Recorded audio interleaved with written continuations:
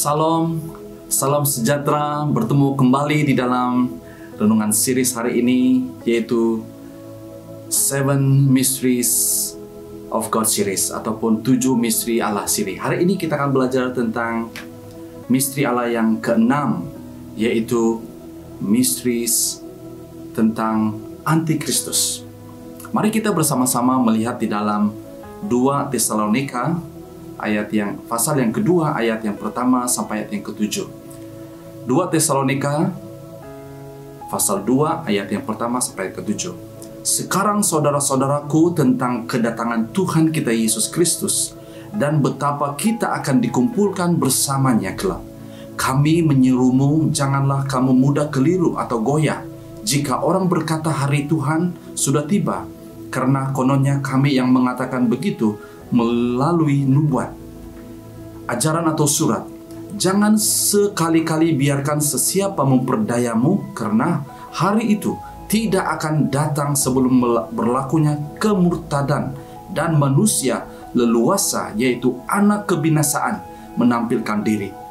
Dia akan menentang dan meninggikan dirinya daripada semua yang disembah manusia. Dia akan duduk di dalam bait Allah dan mengisytiharkan dirinya sebagai Allah. Ingatkah kamu ketika aku masih bersamamu dahulu, aku telah memberitahumu segala ini. Kini kamu tahu apa yang menahannya sekarang, supaya manusia itu tampil pada waktu yang telah ditentukan baginya. Kuasa rahasia keleluasan sudah pun mula bertindak. Hanya yang menahannya sekarang akan terus berbuat demikian sehingga disingkirkan. Nah, saudara dan saudari yang saya kasih di dalam nama Tuhan Yesus Kristus, saya pasti kita semua mendengar tentang Antikristus. Siapakah Antikristus? Apakah misinya? Saudara dan saudara yang saya kasih, hari ini saya berkongsi kepada kita ada 3 tujuan ataupun misi Antikristus. Antikristus yang pertama adalah dia adalah penentang Kristus ataupun musuh Kristus, enemy of Christ. Kita lihat di dalam 1 Yohanes 2 ayat 18 dan ayat yang ke-22. Anak-anakku, akhir zaman sudah hampir menjelang. Kamu telah diberitahu bahwa Dajjal, penentang Kristus itu akan muncul. Sekarang pun telah muncul ramai orang yang menentang Kristus. Dengan demikian kita tahu bahwa akhir zaman sudah hampir menjelang. Sesiapa yang mengatakan bahwa Yesus bukan Kristus, dialah pendusta. Orang itu tidak mengakui Bapa dan anaknya, dan dialah Dajjal, penentang Kristus. Di dalam ayat ini kita faham bahwa Antikristus itu adalah Dajjal ataupun penentang Kristus. Saudara dan saudari, kita melihat yang kedua. Siapakah Antikristus ini? Apakah misinya? Yang kedua adalah dia adalah penyesat dan memurtadkan. Kita lihat di dalam 2 Tesalonika 2 ayat yang pertama sampai ayat yang ketiga. Sekarang saudara-saudaraku, tentang kedatangan Tuhan kita Yesus Kristus dan betapa kita akan dikumpulkan bersama-samanya kelak, kami menyerumu, janganlah kamu mudah keliru atau goyah jika orang berkata hari Tuhan sudah tiba, karena kononnya kami yang mengatakan begitu melalui nubuat, ajaran ataupun surat. Jangan sesekali biarkan sesiapa memperdayamu, hari ini itu tidak akan datang sebelum berlakunya kemurtadan dan manusia leluasa, yaitu anak kebinasaan, menampilkan dirinya. Di sini kita melihat bahwa Antikristus itu kerjanya adalah menyesatkan, misinya adalah memurtadkan orang. Yang ketiga, secara ringkas, siapa Antikristus dan apakah misinya? Dia ingin menjadikan dirinya sebagai Allah. Kita lihat dalam 2 Tesalonika ayat 2 ayat yang keempat, dia akan menentang dan meninggikan dirinya daripada semua yang disembah manusia. Dia akan duduk di bait Allah dan mengisytiharkan dirinya sebagai Allah. Secara ringkasnya, Antikristus itu dia ingin menjadi Tuhan. Itulah tujuan akhirnya. Dia mau disembah. Dia ingin mengambil posisi Allah dalam kehidupan kita. Nah, kita beralih kepada soalan yang seterusnya.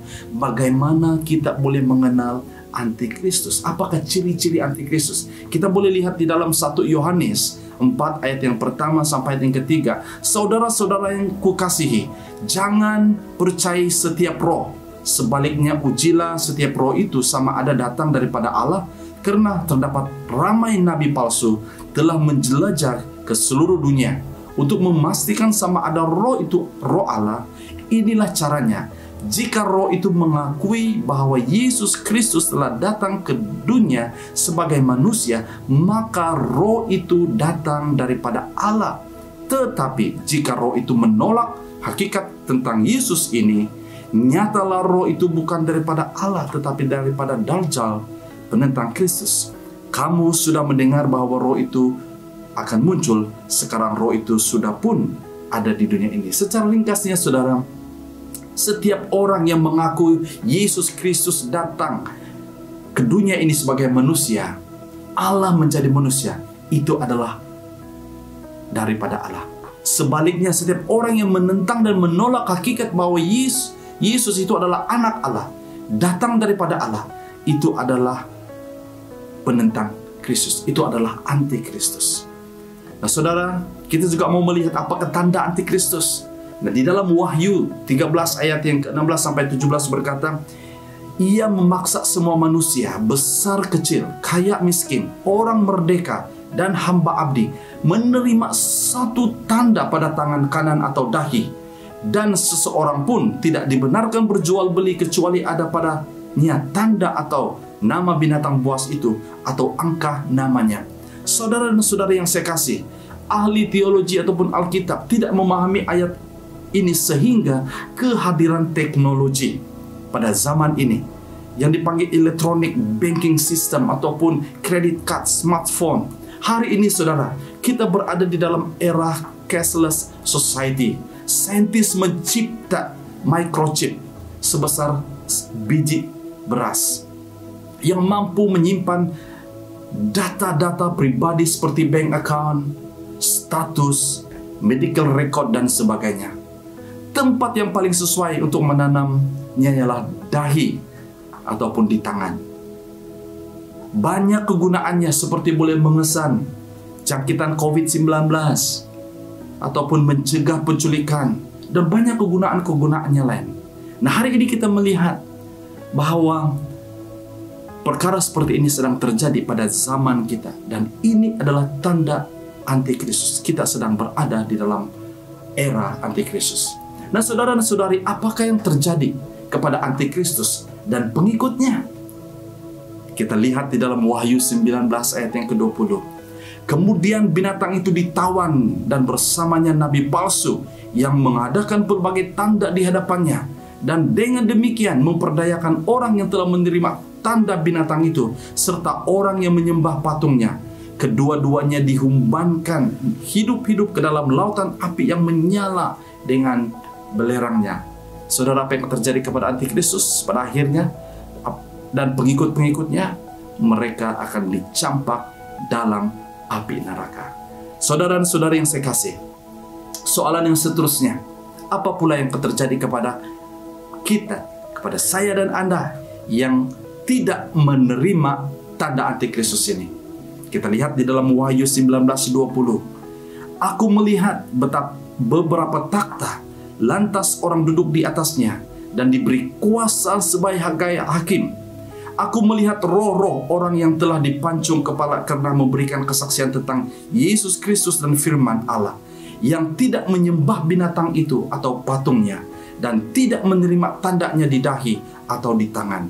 Mereka itu hidup dan memerintah bersama Kristus selama 1000 tahun. Haleluya, saudara. Setiap orang percaya yang tidak menerima tanda antikristus ini, saudara, firman Tuhan berkata mereka diberi kuasa sebagai hakim.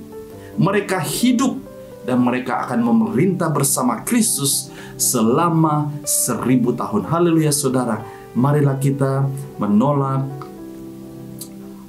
tanda-tanda antikristus ini, saudara. Sebagai kesimpulan, misteri antikristus ini penting untuk kita ketahui supaya kita bersedia, supaya kita bijak membuat keputusan untuk tidak menerima tanda di tangan ataupun di dahi, walau walaupun kita harus melalui penganiayaan, walaupun kita harus melalui penderitaan karena kita taat dan tidak mau menerima tanda ini. Dan akhirnya saudara, kita akan menikmati kehidupan, kita akan menjadi hakim bersama dengan Tuhan, kita akan memerintah bersama dengan Tuhan. Haleluya. Ini sedikit renungan hari ini saudara tentang misteri yang keenam, misteri antikristus. Dan saya harap firman Tuhan hari ini mendorong kita untuk kita terus berharap dan percaya kepada Tuhan. Mari kita berdoa.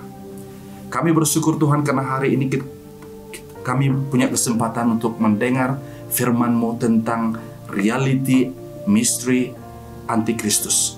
Biarlah renungan hari ini mengingatkan kami bahwa bahayanya antikristus ini, bahkan tanda-tanda sudah ada. Pada hari ini kami melihat tanda-tanda antikristus sudah ada, dan kami sebagai orang yang percaya, apabila antikristus ini datang, kami tidak akan takut karena kami sudah tahu, kami sudah mengenalnya, dan kami akan menolak setiap tanda-tanda yang akan diberi oleh antikristus ini. Terima kasih Tuhan, mampukan kami bertahan sampai akhir hidup kami, walaupun kami harus menghadapi banyak tentangan, penganiayaan, karena kami menolak antikristus dan menerima Yesus Kristus sebagai Tuhan dan Juru Selamat kami. Terima kasih Bapa.